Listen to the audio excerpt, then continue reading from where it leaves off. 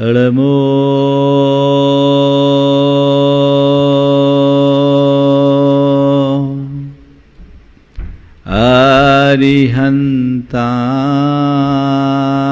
अरिहन्ताणं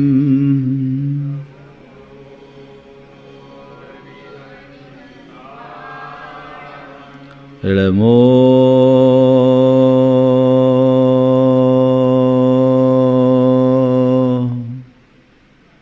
सिद्धाणं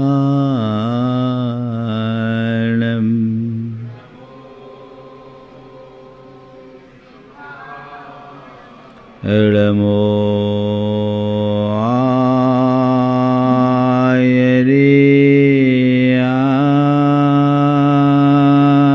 आयर्याणं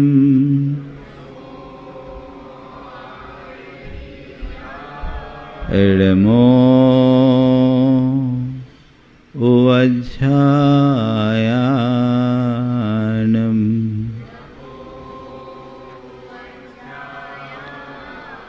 नमो लोये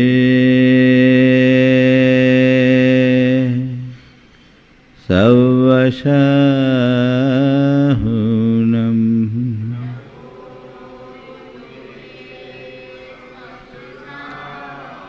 एसो पंचेनमुयारो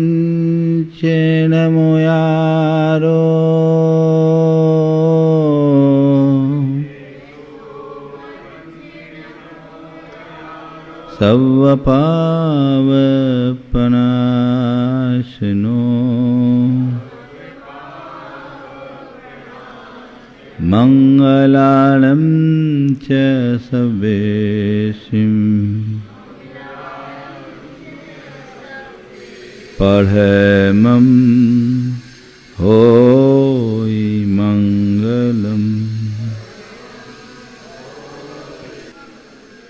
जय बोलो देवादिदेव खजराज श्री भगवान महावीर स्वामी की, अहिंसा परमो धर्म की, परम पूज आचार्य गुरुवर श्री विद्यासागर जी महाराज की।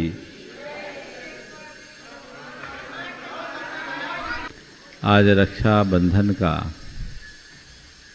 परम पावन दिन है। सभी के मन में एक अलग प्रकार का उत्साह, उल्लास और उमंग भी परिलक्षित हो रहा है। हमारे देश में जितने भी पर्व त्यौहार है उन सब का अपना महत्व है, लेकिन रक्षा बंधन का सर्वाधिक महत्व है। ऐसा कहा जाता है कि दशहरा क्षत्रियों का है, दिवाली बनियों की है, होली को शूद्र वर्ण की संज्ञा दी गई है, पर रक्षाबंधन को सब वर्णों की संज्ञा दी गई है, सबके लाभ। ये विशेष पर्व है, इसके प्रति सबका विशेष रुझान होता है। आज मैं रक्षाबंधन की पारंपरिक कथा की चर्चा नहीं करूंगा, लेकिन रक्षाबंधन में कुछ संदेश आप सबको जरूर देना चाहूँगा। हम सबको पता है कि रक्षाबंधन के दिन मुनि विष्णु कुमार महाराज ने 700 मुनियों को, कंपनाचार्य आदि 700 मुनियों के संघ की रक्षा की। ये कहानी आप सब जानते हैं और एक बड़े कर्तव्य का पालन किया। तब से जैन परंपरा में रक्षाबंधन की परिपाटी चले आ रही है। हम आज आपसे भी रक्षा की बात करेंगे। रक्षा के लिए बंधन और दूसरा बंधन की रक्षा, इन दोनों बातों पर ध्यान रखते हुए आज सब लोग 4 की रक्षा का संकल्प लें। सबसे पहली बात, संस्कृति की रक्षा। आज हमारी संस्कृति का दिनों दिन ह्रास होता जा रहा है। अब संस्कृतियां बहुत तेजी से अपना पैर पसार रही है। बढ़ती हुई अपसंस्कृतियों की इस प्रणाली के कारण हमारे सारे संस्कार छिन्न भिन्न हो रहे हैं और जिसका परिणाम हम सबके सामने है। हमें अपनी संस्कृति को व्यापक पैमाने में संभालने की जरूरत है। हमें इस बात को सदैव याद रखना चाहिए कि हम तक ये जो संस्कृति आई है वो कितने लोगों के त्याग, बलिदान और श्रम के परिणाम स्वरूप आई। जो संस्कृति हमें धरोहर के रूप में यहाँ मिली है, हमें उस संस्कृति के प्रवाह को आगे बढ़ाना है।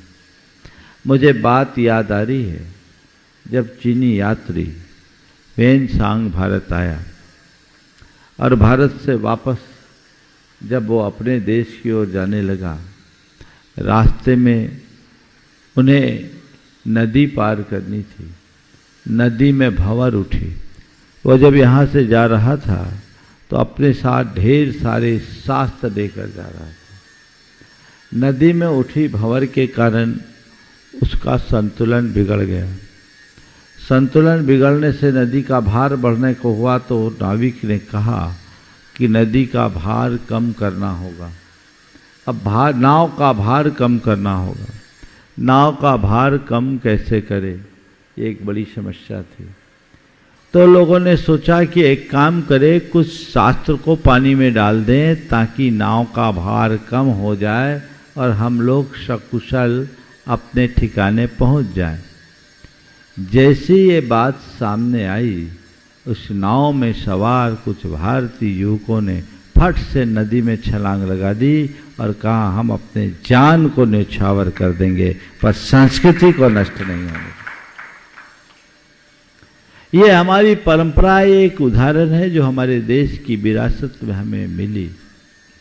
आज आप एक दूसरे को राखी बांधते हो, बांधोगे, लेकिन राखी बांधते समय सबसे पहले एक बात अपने हृदय में होना चाहिए कि मैं अपनी संस्कृति के प्रति कितना प्रतिबद्ध हूं।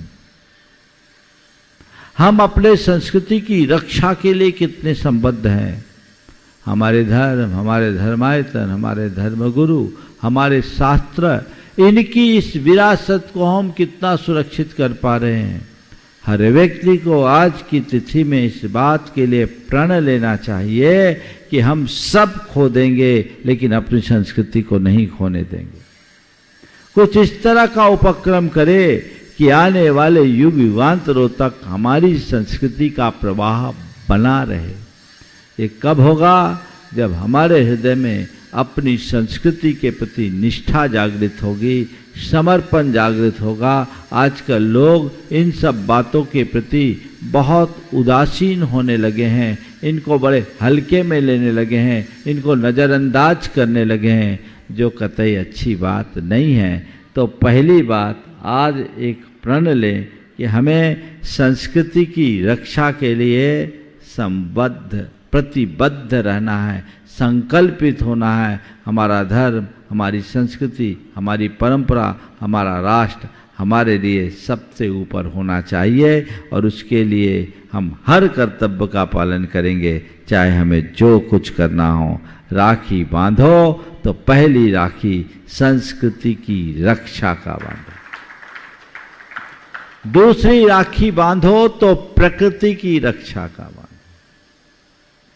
आज प्रकृति के साथ जो खिलवाड़ किया जा रहा है, प्रदूषण फैलाया जा रहा है, पूरे पर्यावरण का संतुलन बिगड़ता जा रहा है, इस पर्यावरण का संकट किसने खड़ा किया? आप कभी विचार करते हैं? हम अपनी प्रकृति के साथ कितना प्यार करते हैं, प्रकृति के साथ कितना सामंजस्य बना के रखते हैं, प्रकृति की हमें कितनी चिंता है। एक बात ध्यान रखना, जब तक प्रकृति अनुकूल है तब तक सब कुछ अनुकूल है। जिस दिन प्रकृति बिगड़ जाएगी उस दिन सब कुछ तहस नहस हो जाएगा। आज क्या कर रहे हैं लोग? आज पेड़ों की अंधाधुंध कटाई हो रही, सारे जल स्रोत छिन्न भिन्न हो रहे हैं, भूमि आदि का अवैध उत्खनन, अंधाधुंध खनन हो रहा है और इन सब का परिणाम प्राकृतिक प्रकोप के रूप में हम लोग आए दिन देखते रखते हैं। कहीं भूकंप के रूप में, कहीं सैलाब के रूप में, कहीं भूस्खलन के रूप में, या अन्य महामारी जैसी किसी आपदा के रूप में, जब जब प्रकृति अपना रौद्र रूप दिखाती है, सारे संसार की रूह कांप जाती है। संत कहते हैं कि प्रकृति को अगर तुम प्यार करोगे तो प्रकृति तुम पर सब कुछ वारते रहेगी, और प्रकृति से खिलवाड़ करोगे तो वो तुम्हारा सत्यानाश कर देगी। हमें प्रकृति के प्रति बहुत जागरूकता की जरूरत है, और हर व्यक्ति को चाहिए कि प्रकृति के संरक्षण में अपना उत्कृष्टतम योगदान दे, जितना कर सके। अब आज तक देखिए आप लोग कितने तरीके से प्रदूषण कर रहे हैं, हर चीज़ों में प्रदूषण है। पॉलीथीन का अंधाधुंध प्रयोग भी आज बहुत बड़ी समस्या बन रहा है। लाखों टन कचरा प्रतिदिन समुद्र में जा रहा है। कह रहे हैं अगर यही स्थिति हुई तो बहुत सारी विस्तृतियाँ भयावह हो जाएगी, और ओजोन की परत भी दिनों दिन गड़बड़ा रही है। हम सबके सामने नतीजा है, अगर ये सब कुछ हुआ तो विप्लवकारी दृश्य होगा। हर व्यक्ति को चाहिए कि ऐसा प्रण ले कि हम ऐसा कोई काम नहीं करेंगे जिससे प्रकृति के साथ खिलवाड़ हो। हम प्रकृति के संरक्षण में आगे बढ़ेंगे। हर व्यक्ति को इसके लिए संकल्पित होना चाहिए। तीसरी बात, संस्कारों की रक्षा। आज संस्कारों की घोर उपेक्षा हो रही। उपेक्षा क्या? धज्जियां उड़ रही है। धज्जियां क्या उड़ रही है? लोग होली जला रहे हैं। संस्कारों से अब किसी को कोई सरोकार ही नहीं बचा। संत कहते हैं हमारे संस्कार ही हमारी पहचान है, और अगर हम उसको खो देंगे तो सब कुछ छिन्न भिन्न हो जाएगा। आज संकल्प लीजिए कि हम अपने संस्कारों की रक्षा करेंगे। कदाचित संस्कारों को बढ़ा ना पाए तो कोई बात नहीं, कम से कम गिरने नहीं देंगे। अपने संस्कारों को खंडित नहीं होने देंगे। किसी भी स्थिति में हम अपने संस्कारों को मेंटेन करके चलेंगे। क्या ये संकल्प नहीं लेना चाहिए? पर आजकल क्या है, हम अपने संस्कारों के प्रति कितने जवाबदेह हैं। बातें हम संस्कारों के संदर्भ में बड़ी बड़ी कर देते हैं, लेकिन खुद के जीवन में भी संस्कारों की उपेक्षा कर देते हैं। आगे बढ़ेगा क्या? हम कैसे आगे बढ़ेंगे? आजकल हर कोई के साथ ऐसी स्थिति होते जा रही है। एक दिन मैं संस्कारों की बात कर रहा था, तो संस्कारों की बात करते करते उसमें एक सभा में पत्रकार बैठा था, और जब मैंने कहा कि आजकल लोग संस्कारों की उपेक्षा कर रहे हैं, तो एक ने कहा महाराज आजकल संस्कारों की मार्केट वैल्यू कहाँ है? संस्कारों के मार्केट वैल्यू कहाँ है? हमने कहा भैया मार्केट वैल्यू वेश्या की होती, माँ की नहीं होती। मार्केट वैल्यू क्या देखते हो? तुम संस्कारों को समझो, उसकी मार्केट वैल्यू मत देखो। संस्कार है तब तुम्हारी वैल्यू है। संस्कार के अभाव में कुछ नहीं। आज के इस मल्टीमीडिया के युग में, एडवांस टेक्नोलॉजी के दौर में, अगर सबसे ज्यादा ह्रास हुआ है तो वह संस्कारों का हुआ है, जिसके लक्षण तुम्हारी भाषा में, तुम्हारी बोली में, तुम्हारी भूषा में, तुम्हारे भोजन में, तुम्हारे पहनाव में, सब में दिख रहा है। तुम्हारे प्रत्येक व्यवहार में दिख रहा है। संस्कार की ज्योति जगाए। हर व्यक्ति के हृदय में धार्मिक सांस्कृतिक चेतना जगनी चाहिए, और उससे उस संस्कारों को पल्लवित और पुष्ट करने का संकल्प होना चाहिए। हर व्यक्ति ये तय करे कि हम वही करेंगे जो हमारे संस्कारों के अनुकूल है। हम ऐसा कुछ भी नहीं करेंगे जो हमारे संस्कारों के विरुद्ध हो। तो देखिए जीवन में कैसी उन्नति आती है और कैसा आनंद प्रकट होता है। लेकिन लोग आजकल इन सब बातों को बिल्कुल नज़रअंदाज करने लगे हैं। छोटी छोटी बातों में संस्कारों की उपेक्षा करने लगे हैं। पहले घर परिवार से संस्कार की शुरुआत होती थी, आज वहीं संस्कारों का अभाव है। धार्मिक चेतना तो लोगों के अंदर जगती नहीं, क्योंकि धर्म के संस्कार लोगों को दिए ही नहीं जाते। जब तक ऐसे संस्कार नहीं होंगे जीवन आगे कैसे बढ़ेगा। एक संकल्प आज की तारीख में तीसरी राखी संस्कारों की रक्षा की हो कि हम संस्कृति की रक्षा करेंगे, तो दूसरे नंबर पर संस्कार प्रकृति की रक्षा करें और तीसरे नंबर पर संस्कार की रक्षा के लिए संकल्पित हो। और चौथी जिस पर आज मैं सबसे ज़्यादा बात करना चाह रहा हूँ वो है संबंधों की रक्षा। किसकी रक्षा? संबंधों की रक्षा। आज आप देखिए आपके संबंध कैसे हैं।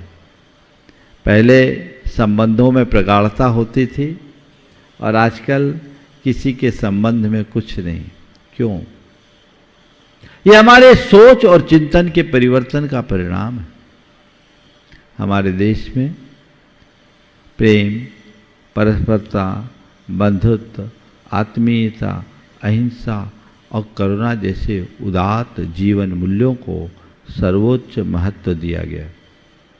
लेकिन आज इन सब का दिनों दिन अभाव होता जा रहा है। मूल्यहीनता के बढ़ते हुए इस दौर में सबसे ज़्यादा प्रभावित हमारे संबंध हुए। पहले लोग किसी भी तरीके से संबंधों को निभाते थे, संबंधों को बनाते थे। हमारे संबंधों का आधार हमारे आत्मीयता होती थी। स्नेह और आत्मीयता के बंधन में लोग बनते थे। आज जितने भी संबंध हैं वे संबंध में प्रेम, आत्मीयता का भाव दिखता है। आवश्यकता और उपयोगिता ज़्यादा दिखाई पड़ती है। जब तक तुम्हें आवश्यकता प्रतीत होती है, जब तक तुम्हें उपयोगिता दिखाई पड़ती है, तुम अपने संबंधों में मधुरता बनाए रखते हो। और जिस दिन आवश्यकता और उपयोगिता खत्म हो जाती उसे आप यूं ही छिन्न भिन्न कर देते हैं। संत कहते हैं आवश्यकता और उपयोगिता के आधार पर चीज़ों को लिया दिया जा सकता है पर व्यक्ति को नहीं, क्योंकि व्यक्ति और वस्तु में बड़ा अंतर है। व्यक्ति चेतन है, वस्तु जड़ है। जड़ को आप किसी तरह से यूज करो चलेगा, लेकिन व्यक्ति के साथ, चेतन के साथ इस तरह का काम करोगे तो वह तुम्हारी चेतना को जड़ता क्रांत कर देगा। हमें उसकी तरफ बहुत गंभीरता से विचार करने की ज़रूरत है कि हम अपने संबंधों को किस तरीके से निभा रहे हैं। हम देखें हमारे जो लोग हैं, संबंध जिनसे हैं, किनसे होते हैं हमारे संबंध? सबसे पहला संबंध माता पिता से, दूसरा संबंध भाई बंधुओं से, तीसरा संबंध पति पत्नी और पुत्र संतान का। ये तुम्हारे संसार के संबंध है। फिर रिश्ते नातेदार और उसके बाद परिजन और पड़ोसी, इनसे तुम्हारे संबंध होते हैं। पर ये देखना है कि आज मेरे संबंध कैसे हैं। मैं जिनके साथ मेरे संबंध हैं, एक रक्त संबंध है, दूसरा स्नेह संबंध है। रक्त संबंध में हमारा कोई चुनाव नहीं होता, जिससे ब्लड रिलेशन मिल जाता है उसके साथ प्रकृति हमारा संबंध बना देती है। चाहे सामने वाला अच्छा हो तो और बुरा हो तो, संबंध तो संबंध है जो नियति की परिणति के साथ बंधता है। जो माँ बाप है वो माँ बाप प्रकृति ने तुम्हें दिए हैं, उसमें तुम्हारी पसंद नहीं। और जो माँ बाप है तो माँ बाप के साथ भाई बंधु भी हैं, वो भी तुम्हारे रक्त संबंध से हैं। इसमें तुम्हारा अपना चुनाव नहीं, ये प्रकृति का एक संयोग है जो तुम्हें उपहार के रूप में मिला है। तो वो तुम्हारा संबंध है, वो रक्त संबंध। रक्त संबंध में कोई चुनाव नहीं। और दूसरा है स्नेह संबंध, जिनसे लोग मिलजुल करके आपसी संपर्क और व्यवहार से प्रगाढ़ता बढ़ने के बाद संबंध बनाते हैं। उसमें तुम्हारा अपना निजी चुनाव होता है, उसी चुनाव के अनुरूप व्यक्ति के साथ झुकाव भी होता है, लगाव अलगाव सब कुछ उनके साथ बनता है। लेकिन हमें देखना है कि हमारे संबंध कैसे हैं। जिनसे मेरा रक्त संबंध है और जिनसे मेरा स्नेह संबंध है, उस संबंध के स्तर में क्या है? क्या मेरे संबंधों में मधुरता है? संबंधों में प्रगाढ़ता है? संबंधों में मिठास है? संबंधों में प्रेम है? अथवा हमारे संबंधों में कटुता है, हमारे संबंधों में खटास है, हमारे संबंधों में द्वेष है, हमारे संबंधों में अनबन है? क्या है? ये हमें देखना है।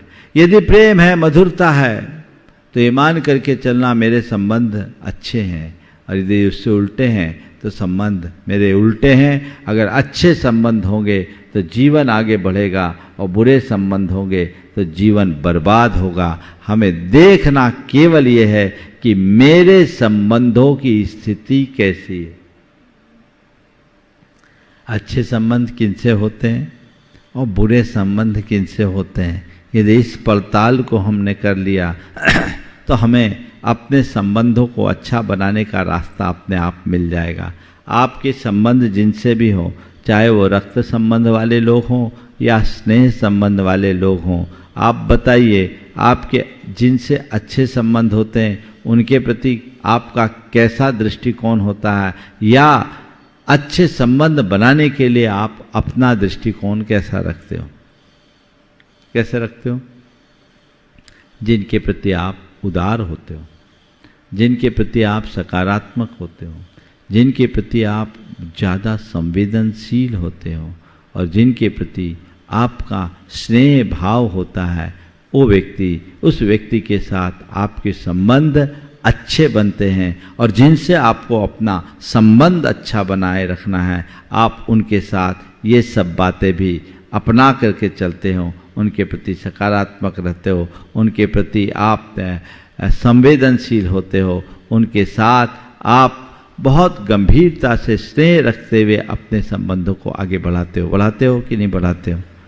तो बस मैं ये कहना चाहूँगा कि अपने संबंध को बढ़ाए रखने के लिए हमें इन बातों का ध्यान रखना है। 4 बातें अपने संबंधों को पक्का करने के लिए मैं आप सबसे कहना चाहूँगा। वह है सौहार्द, सद्भाव, सहयोग और क्षमादर। सौहार्द, सद्भाव, सहयोग और समादर, इन 4 गुणों को अगर हम अपने साथ रखेंगे तो हमारे संबंध सदैव अच्छे बनेंगे। सबसे पहली बात सौहार्द की। सौहार्द का मतलब क्या होता है? सौहार्द का मतलब जिनसे मेरा संबंध है उनके प्रति मेरा हृदय उदार बने। उदारता होना चाहिए।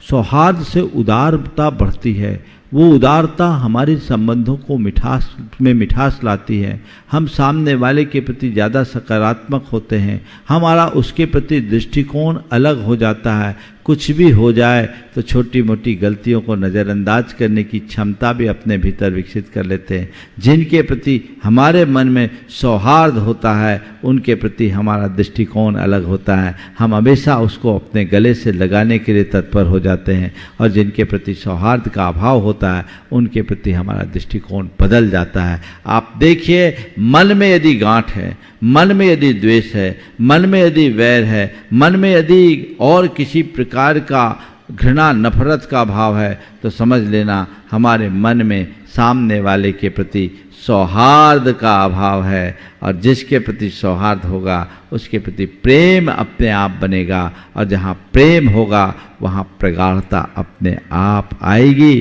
जिसके प्रति सौहार्द होता है उसकी बुराई में भी हमें अच्छाई दिखती है, और जिसके प्रति विद्वेष होता है उसकी अच्छाई में भी बुराई दिखने लगती है। हमें चाहिए कि सौहार्दपूर्ण संबंध बनाए, तो जब भी मिले गर्म जोशी से मिले, एक भी मिले एक दूसरे का चेहरा खिले, ये सौहार्द का लक्षण है। और किसी को देखने से तुम्हारा मुंह बन जाए तो समझ लेना मामला गड़बड़ है। क्या है सौहार्द? दूसरा है सद्भाव।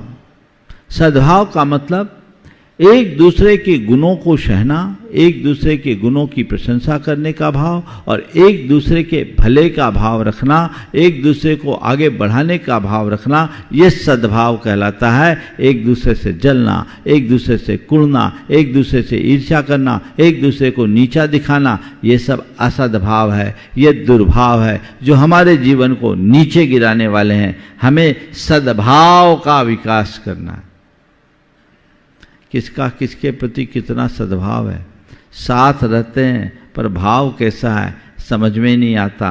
लोग एक दूसरे के साथ रहते हैं, पर पता है कैसे साथ निभाते आप ही जाने। ये असद्भाव की भावना हमारे मन को विकृत करती है, कलंकित करती है। रक्षाबंधन के दिन ये तय कर लीजिए कि मेरे जिनसे संबंध है मैं उनके प्रति सद्भाव रखूंगा। हकीकत में देखा जाए तो जिनसे संबंध उनसे ही ज़्यादा दुर्भाव होता है। भाई भाई में ईर्ष्या ज़्यादा होती है, परिवार के लोगों में ज़्यादा ईर्ष्या होती है, द्वेष आपसी लोगों में होती है, अनबन आपसी लोगों से ज़्यादा होती, गैरों से नहीं।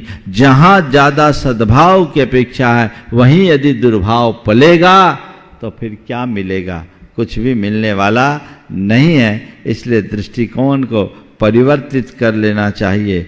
मैं एक स्थान पर था, लोगों का कैसा एक दूसरे के प्रति दुर्भाव होता है आप इससे अनुमान लगा सकते हैं। मैं एक स्थान पे था, एक भाई समाज का मुखिया था, एक्टिव रहता था। दूसरा भाई एक बड़ा उद्यमी था, लेकिन सामाजिक धार्मिक कार्यों से सदैव दूर था। कभी किसी साधु संत और किसी भी धार्मिक कार्य में उसकी सहभागिता नहीं रही। संयोग से वो मेरे विचारों से प्रभावित हुआ, आया, पहली बार आया, मिला, उससे बातचीत करके मुझे लगा कि आदमी धर्मी भले नहीं है पर अधर्मी नहीं है। आदमी मुझे एक नंबर लगा, उसकी सोच, उसकी शालीनता, उसका व्यवहार, उसके विचार मुझे प्रभावित किए। मैंने थोड़ा सा उसे प्रोत्साहित किया और जोड़ने के लिए प्रयास किया कि ये जुड़े, और वो जुड़ ही गया। लेकिन ये जुड़ा तो ठीक, उसके भाई को परेशानी हो गई। उसके मन में ये बात आ गई कि ये जुड़ जाएगा तो मेरी इमेज खत्म, मेरा तो पत्ता ही साफ। अब इतने सालों से मैं समाज में आ गया हूँ, ये आ जाएगा, कहीं ये महाराज की ज़्यादा कृपा न पा जाए, ये समाज में न छा जाए। जो कुछ भी हो उसके मन में आया और वो मेरे कान भरने के भाव से आ गया। तो मैं बहुत समझदार हूँ इस मामले में, अपने कानों में भी फिल्टर रखता हूँ, और किसी की भी बात होती है तो मुझे पता है कि इसकी बात में कितने का गुनाह करना है और कितने का भाग करना है। और मेरे सामने जब कोई दूसरों की बुराई लेकर आता है तो मैं तो उसके नंबर पहले ही काट देता हूँ। मुझे लगता है कि इस आदमी में कितना उथलापन है और कितनी गहराई है। मैं समझ लेता हूँ, बोलता कुछ नहीं हूँ, लेकिन प्रतिक्रियाएं उसी हिसाब से अपनी प्रकट करता हूँ। उसने मुझसे आकर के कहा, महाराज ये आदमी आपके पास आ गया है, ठीक आदमी नहीं है, आज तक कभी मंदिर नहीं आया, आज तक कभी धर्म ध्यान में कुछ नहीं रखता, महाराज किसी तरह की रुचि नहीं रखता, पैसा करोड़ों रुपया है पर बड़ा अभिमानी है महाराज, किसी से सीधे मुँह बात नहीं करता, आप थोड़ा सा दूर रखिएगा। और हमने सुना आजकल शराब वराब भी पीने लगा है। हमने कहा ठीक है भाई, तुमने जो कहा है, अगर ये सब बुराइयां हैं तो ये बताओ इसकी ये बुराइयां दूर कैसे होगी? धर्म से जुड़ेगा तब या धर्म से दूर करोगे तब? महाराज जुड़ना है, जोड़ने लायक, जोड़ना की भावना आपकी ठीक है, पर महाराज ये जोड़ने लायक आदमी नहीं है। मैंने अपने मन में कहा, भैया तो उसको जोड़ने लायक नहीं कह रहा है, पर मुझे तो लगता है तू मेरे पास बैठने लायक नहीं है। तुम्हारी भावना क्या है बताइए? ये ही ईर्ष्या जलन कुलहन का भाव।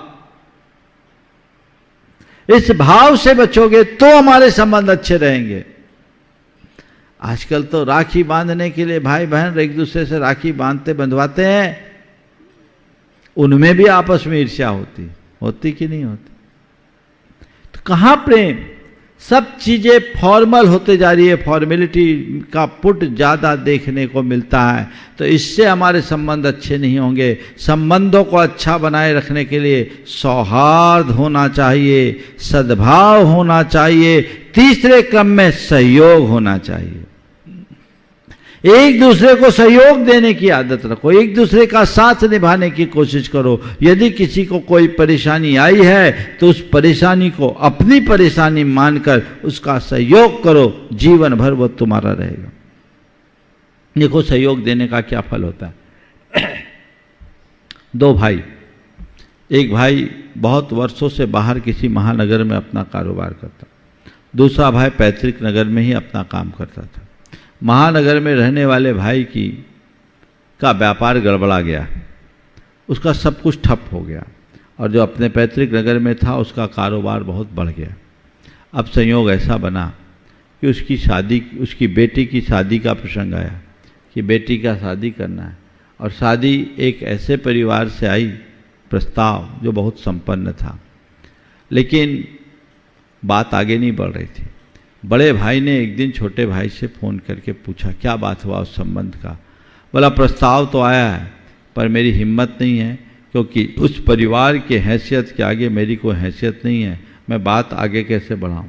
बड़े भाई ने कहा देख तेरी बेटी अकेले तेरी बेटी नहीं, वो मेरी बेटी है, अगर उस परिवार से संबंध होगा तो चिंता मत कर, मैं आता हूँ, तो चिंता मत कर, मैं आता हूँ। बिना कुछ कहे वो गया और अपने भाई को लेकर सामने वालों से मिला, मिल करके संबंध पक्का किया। संबंध पक्का करने के बाद जी खोल करके पैसा लगाया। जब भाई पैसा लगाने लगा तो एक बारगी उसकी धर्मपत्नी को भी लगा कि ऐसे सब लुटा दोगे तो क्या होगा, तो उसने अपनी पत्नी से कहा लुटाओ ना भी लुटाएं तो एक दिन तो सब छूट जाना है, अगर लगा देंगे तो क्या होगा, ये बताओ, हमारा काम है, हमें करना है, और भाई की बेटी हमारी तो कोई बेटी भी नहीं है, यही समझ लो हमारी एक बेटी है और ये हमें करना है। वो अपने पति के विचारों से प्रभावित थी, उसने सहयोग किया और बढ़ चढ़ कर के शादी का ऐसा कार्यक्रम किया कि जिसकी कोई कल्पना भी नहीं कर सकता। आज वो एक अच्छे घर की बहू बनी है, बहुत सुखी। जिस संदर्भ में मैं बात सुनाना चाह रहा हूँ, संयोग से उस विवाह के कोई 6 महीने बाद बड़े भाई की पत्नी को कुछ कॉम्प्लिकेशंस आए, कुछ बीमारी आई और उस बीमारी की इलाज के लिए उसे उसी महानगर में जाना पड़ा। मैं स्थान का नाम नहीं ले रहा हूँ। वहाँ पर करीब करीब 40 दिन उनको रहना पड़ा और 40 दिन में उनकी देवरानी ने जो सेवा की, 40 दिनों में देवरानी ने जो सेवा की उससे अभिभूत हो गई और आने के बाद मुझसे कहा महाराज आप प्रवचन में जो कहते हैं हमने उसका अनुभव किया, पहली बार देखा है प्रेम क्या होता है और सहयोग का परिणाम क्या होता है। हमारे साथ जो व्यवस्थाएं रही करोड़ों खर्च करने पर भी नहीं होता। हम पैसा लगा के नर्स को खड़ा कर सकते हैं, हम पैसा लगा करके मालिश करने वाले को खड़ा कर सकते हैं, लेकिन जो स्नेह सद्भाव और प्रेम मिला मैं उससे अभिभूत हूँ। महाराज जी मेरी आंखें खुल गई। एक बार की मुझे लगता था कि मेरे पति कुछ गलत कर रहे हैं, लेकिन अब लगा कि पैसे का सच्चा उपयोग यही है और ये बंधुत्व की भावना, सहयोग की भावना हर किसी के मन में होना ही चाहिए। और चौथा समादर, एक दूसरे का आदर भाव, एक दूसरे के प्रति आदर का भाव रखेंगे तो संबंधों की रक्षा होगी। अनादर करेंगे तो संबंध टूट जाएंगे। तो हमें अपने संबंधों की रक्षा करने की बात सोचनी है। आचार की रक्षा की बात मैंने आपसे की, संस्कृति की रक्षा, प्रकृति की रक्षा, संस्कारों की रक्षा और संबंधों की रक्षा, ये रक्षा यदि होगी तो हमारे जीवन की उन्नति होगी। समय आप सबका हो गया, मैं यहीं पर विराम ले रहा हूँ। बोलिए परम पूज्य आचार्य गुरुवर श्री विद्यासागर जी।